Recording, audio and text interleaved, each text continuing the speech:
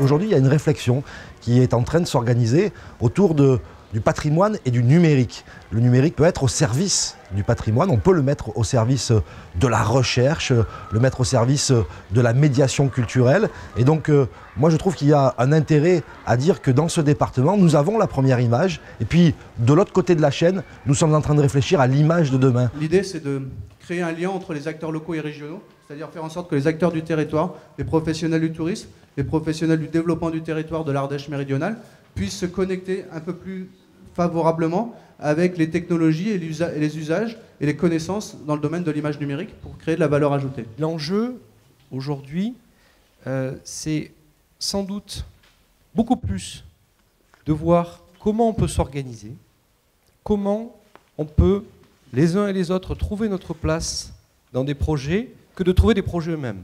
Parce que des pistes de projets, on en a tous eu un certain nombre.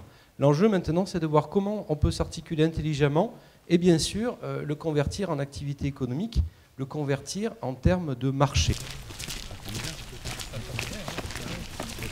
Ici, ce lieu, cette caverne bis, c'est une mise en forme de contenu numérique et c'est monétisable puisque les gens viennent, achètent des tickets, on attend je crois 400 000 visiteurs par an, il y a des emplois et on a envie d'aller plus loin. Mais rien ne serait possible s'il n'y avait pas eu ce moteur R&D exceptionnel qui a combiné des ultra-technologues et des ultra-artistes.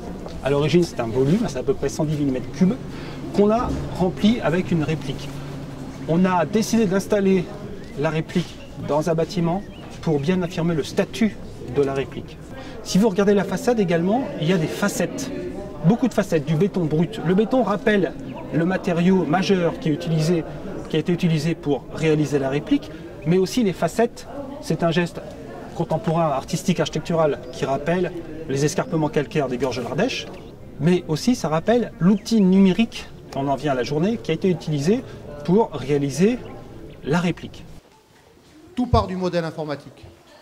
La forme de la grotte, la méthodologie de réalisation, le contrôle du travail, les données, l'information provient du modèle. L'équipe de recherche qui travaille sur la cavité originale a alimenté le modèle informatique, le modèle numérique, pour que les sculpteurs, les peintres, les artistes extraient toutes les données dont ils avaient besoin, les entreprises industrielles également, pour pouvoir intégrer et réaliser le projet. Là, vous avez en profil un animal. Vous avez pas seulement la peau, mais vous avez aussi les phalanges des doigts qui apparaissent. Vous voyez? Donc on a la trace des mains de nos ancêtres. C'est quand on est dans cette grotte, comme on l'a visité ce matin, la technologie, on ne la voit pas du tout. Elle se fait oublier totalement, elle est en coulisses, elle est là évidemment, mais on ne la voit pas. Et ce qu'on ressent, c'est une expérience, une émotion, on est bouleversé par ce qu'on voit. La méthode qui a été inventée pour réaliser ce projet est assez unique et s'appuie sur le numérique et sur la 3D. Là aussi, il y a des compétences qui sont dans la salle. Et l'idée, effectivement, aujourd'hui, c'était de voir comment nous, collectivités, on peut se positionner dans les années qui viennent pour participer, piloter, accompagner des projets qui pourraient découler à la fois de ces savoir-faire qui se sont mis en place autour de ce projet et puis qui puissent découler directement de ce patrimoine exceptionnel qui est le patrimoine de la grotte. Là, on voit bien qu'on arrive à un niveau de restitution qui est absolument splendide.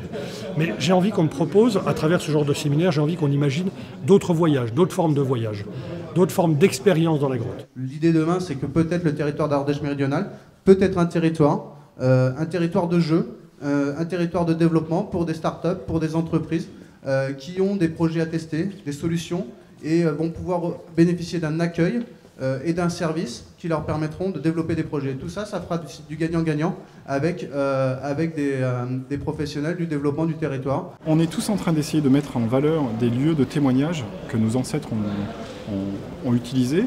Mais ce qu'il faut qu'on mette en avant, c'est d'abord ce qui n'est pas palpable, c'est cette histoire autour de ces lieux de témoignage. Et je pense que la technologie a un rôle à jouer pour raconter cette histoire. On a besoin de vous, on a besoin des énergies, du monde économique.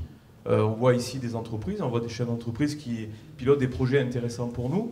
dans un territoire, en Ardèche, on est capable de faire et de travailler autour et de fédérer autour de la question du numérique. Aujourd'hui, nous nous lançons dans la grande aventure de la FTTH, la fibre à l'abonné. C'est un engagement de longue haleine qui va nous tenir à peu près une dizaine d'années. Un investissement qui avoisine les 500 millions d'euros et la volonté de réfléchir aux usages. Parce que c'est intéressant de développer des réseaux et des infrastructures, mais là aussi, les réseaux et les infrastructures, ce ne sont que des outils, et les outils n'ont de sens que parce que l'on prévoit d'en faire et parce que l'on veut en faire. C'est vraiment l'innovation au service de l'humain et pour l'humain, et pas l'innovation seulement au service des technologies. Donc ce sont vraiment les technologies au service de l'innovation pour l'humain et avec l'humain. C'est-à-dire qu'il faut qu'on implique des gens dans cette conception.